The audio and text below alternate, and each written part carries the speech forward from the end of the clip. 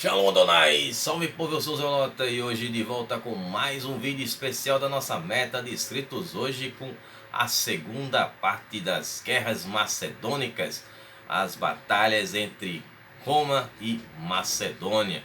Também tem gregos e os seleucidas. E também, claro, como foi essa conquista desses territórios, né? A queda da Macedônia e também a conquista da Grécia. Vou contar todos os detalhes neste vídeo de hoje. Mas antes de eu começar, eu sempre peço a vocês que dêem um tapote no like para não esquecer, compartilhem com a galera que ajuda demais a divulgar o canal.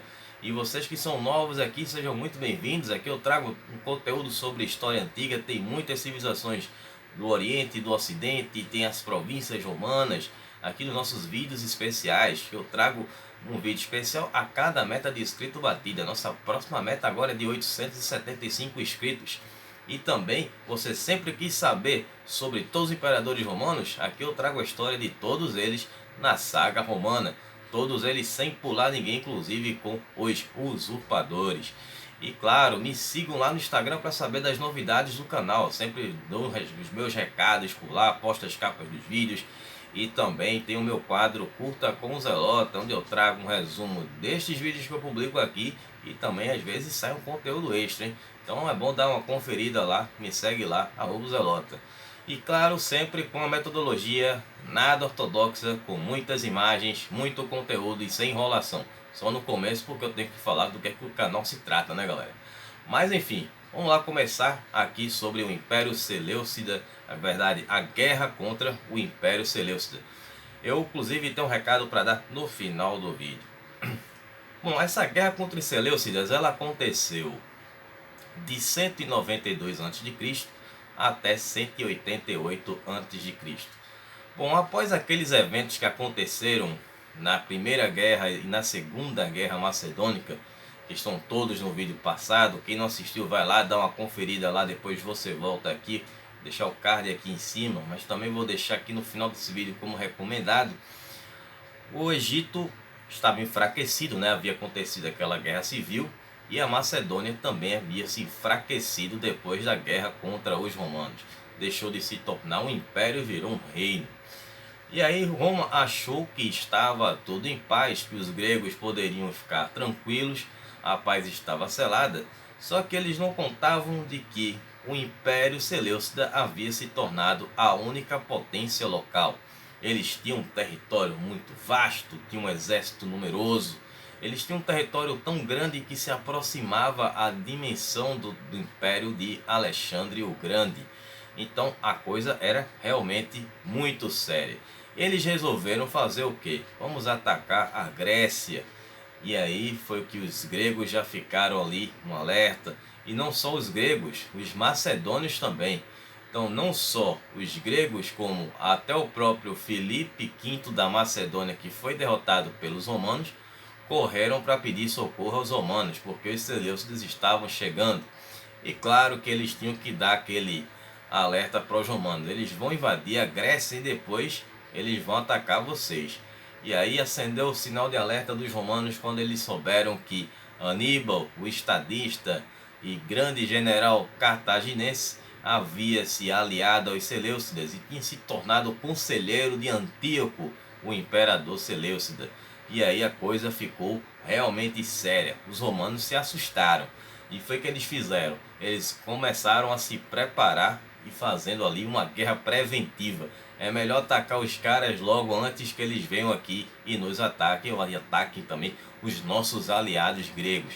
E aí foi o que eles fizeram. Pegaram as tropas que eles tinham deixado estacionadas nas províncias recém-conquistadas da Espanha e na província da Gália, e levaram a parte e deixaram na Sicília, província também que havia sido conquistada há pouco tempo, né? Como eu contei aí nos últimos vídeos aqui da nossa lista de vídeos especiais da saga das províncias romanas.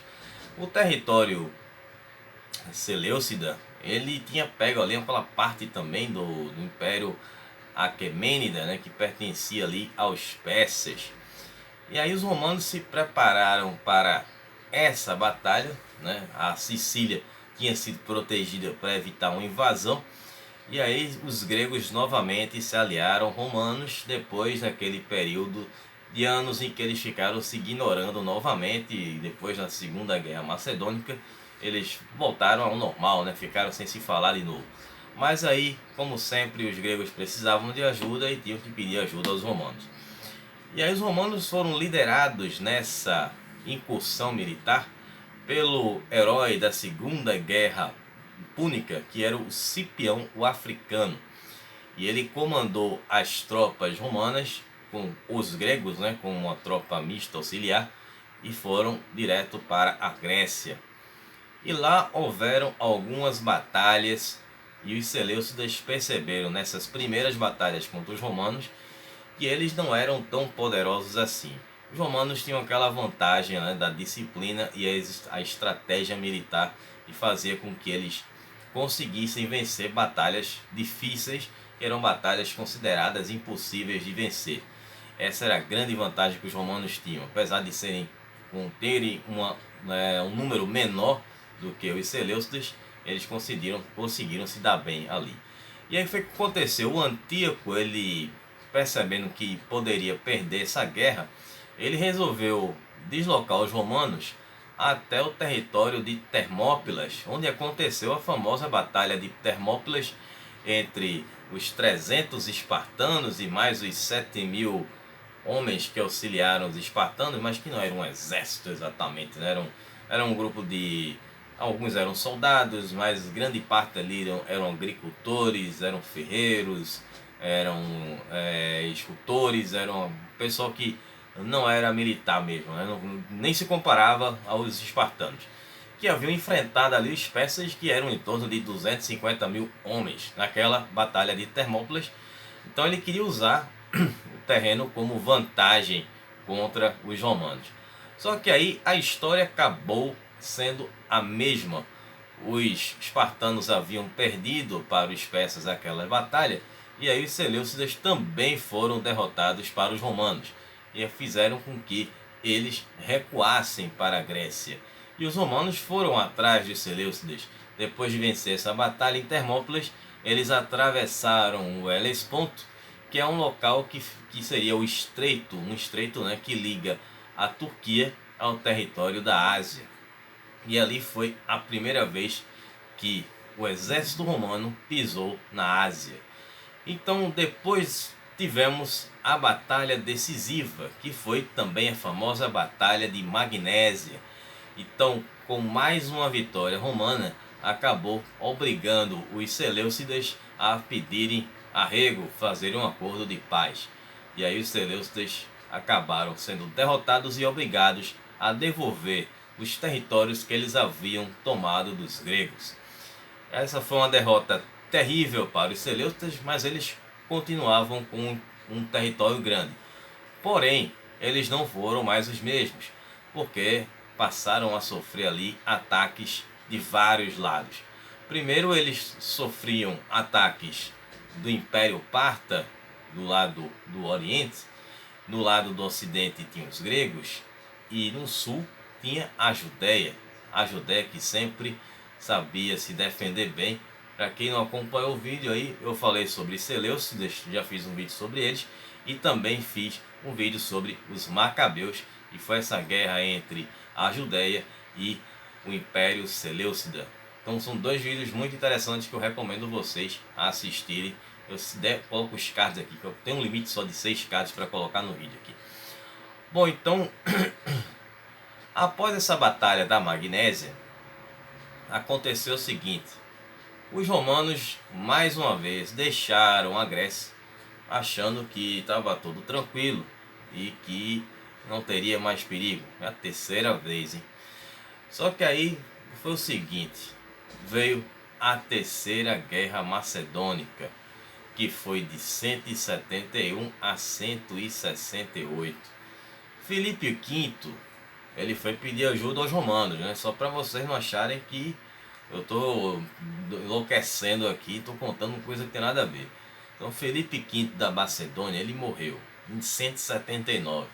E aí no seu lugar assumiu o filho dele chamado Perseu, né, que tinha o mesmo nome do herói da mitologia grega. E aí ele tornou-se ali um novo rei macedônio. E aí ele resolveu atacar os vizinhos, querer mostrar ali a sua força, a sua virilidade, o seu poder. O novo rei, então eu vou conquistar territórios. Ok, aí ele acabou sendo acusado de tentar matar um grego, um aliado dos romanos. E aí o Senado romano parece que já estava animado com essas guerras, e eu acho que eles já estavam ali também com pretensões, além de simplesmente lutar só para defender a Grécia. Aí que eles resolveram declarar guerra aos macedônios de novo. E aí houve o início, né, dessa guerra, acabou não sendo muito favorável aos romanos, tendo algumas derrotas.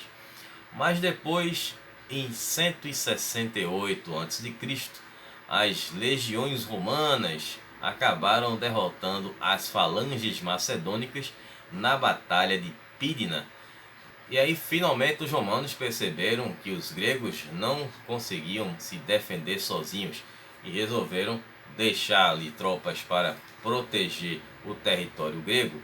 E ainda por cima, após vencer os macedônios, eles resolveram repartir o reino macedônico em 4 partes, transformando em 4 repúblicas clientes, colocando ali um governante cliente que estaria subordinado aos romanos. Só que aí vocês acham que resolveu tudo? Não, não resolveu. Aconteceu a Quarta Guerra Macedônica, que durou de 150 a 148 a.C. E aí nessa batalha foi o seguinte, apareceu um novo pretendente ao reino da Macedônia. Os caras apoiaram e ele acabou sendo ali o responsável por essa guerra. Claro, ele se chamava Andrisco, e Andrisco ele conseguiu unificar ali aquelas 4 repúblicas, juntar aquele pessoal para enfrentar os romanos. Só que essa guerra acabou sendo muito rápida, foram 2 anos de batalha, e aí aconteceu a segunda batalha de Pídina em 148 a.C., acabando com a derrota dos macedônios, e Roma extinguiu o território da Macedônia. E com isso tivemos ainda mais um requício de uma outra guerra essa foi bem mais rápida. Após extinguir o território da Macedônia, os gregos já começaram a se incomodar com a presença dos romanos. Agora que os seus adversários, os seus inimigos próximos poderiam tomar os seus territórios, haviam sido todos derrotados pelos romanos, os romanos estavam lá e agora não iam mais sair, né? Já que os gregos estavam sendo atacados o tempo todo, então os gregos já estavam ali sendo dominados pelos romanos, resolveram lutar contra os romanos. Depois de 4, 5 guerras aí lutando juntos, e aí no ano de 146, a Liga de Aqueia, que era uma liga formada pelas polis gregas de Acaia e do Peloponeso, resolveram entrar nesta guerra suicida contra os romanos. Inspirados pelos poetas, pela mitologia grega, eles sabiam que não teriam condições de vencer os romanos. Eles não conseguiram se defender de todos os outros inimigos. Imagine lutar contra os romanos, que vinham ali de diversas vitórias consecutivas, com as conquistas ali do Mar Mediterrâneo, da Espanha. Derrotaram ali o Império Macedônico, o Império Seleucida, que era muito mais numeroso em quantidade de soldados que os romanos tinham. Então eles foram para essa guerra, mas foram sabendo que seriam derrotados. Era melhor nem ter ido, né? Mas enfim, eles resolveram, e foi uma guerra muito rápida que começou e terminou no mesmo ano, que foi no ano de 146. E aí os romanos derrotaram os gregos e, como punição, destruíram a cidade de Coríntio, assim como eles fizeram com Cartago nesse mesmo ano de 146. E aí, depois de todas essas guerras, os romanos dividiram a Macedônia em 2 províncias, que foram as províncias de Acaia e a província de Épiro, transformando ali a Macedônia em suas províncias, juntando mais 2 províncias ao território romano, e nessa época ainda era uma república. Então, pessoal, espero que vocês tenham gostado e que vocês tenham entendido. E é o seguinte, eu tenho ainda mais uma terceira parte dessa história que eu vou contar no próximo vídeo, que será como era a Macedônia romana, como ficou ali a sociedade da Macedônia após a derrota para os romanos e ter se tornado uma província romana. Então estarei fazendo uma enquete amanhã, estarei trazendo, além do curta com Zelota que eu sempre posto no dia depois do vídeo, na quinta-feira, estarei trazendo ali, fazendo uma enquete. Então se liga lá nos meus stories no Instagram, estarei fazendo essa enquete se vocês querem que eu traga mais uma província romana aqui das sagas das províncias, ou que eu traga uma outra civilização do Oriente, ou uma outra sugestão aí que o pessoal deixou, né? Deixaram muitas sugestões para mim aqui, eu tenho anotado todas, viu, pessoal? É que a gente tá aqui nessas sagas provincianas, a saga romana, tem muito conteúdo para trabalhar aqui, mas tenho anotado e vez ou outra eu trago aqui alguns vídeos que vocês têm sugeridos, como eu falei de Seleucidas, como eu falei do Império Parta, falei de Cartago, falei da Índia, enfim, tem várias sugestões aí que o pessoal trouxe para mim e eu fiz vídeos para vocês. Bom, então a gente se encontra no sábado com o penúltimo capítulo da saga romana, onde eu trarei a história do Júlio Nepos, o penúltimo imperador romano. A saga romana está terminando. Então um abraço a todos, a gente se vê no sábado. Falou, pessoal!